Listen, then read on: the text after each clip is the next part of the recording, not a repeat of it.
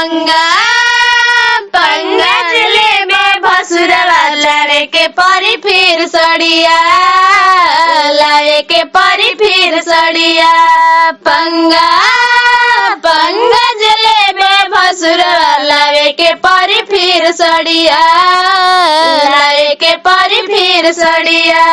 बड़ी बड़ी मार पिटाई बहरिया लावे के परी फिर सड़िया लावे के परी फिर सड़ी बड़ी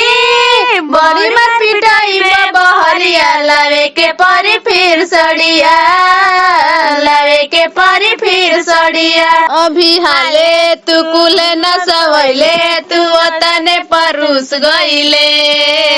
तू मड़वा में अइले फिर गहना चोरैले तू मड़वा में अइले फिर गहना चोरैले तू अंगना में रुस गईले भसुरावा पिटा जइबे भसुरावा पिटा जइबे अपना दीदिया के लागे फिर सटल लिखावा के फिर आंगन में लजा गईले भसुरावा पिटा जइबे भसुरावा पिटा जइबे बराबरी बराबरी जे करबे पापा से आंगन में पिटा जइबे आंगन में पिटा जइबे बराबरी बराबरी जे करबे चाचा से आंगन में लजा जइबे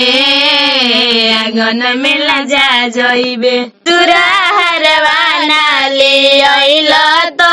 नथिया लाई दए भसुरा हरवाना ले अइल तो नथिया लाई दो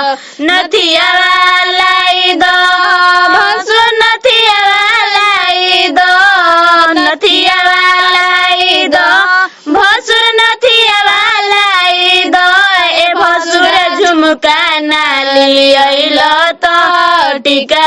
लाई दो ए भसुर झुमका नाली अइल तो टीका लाई दो भव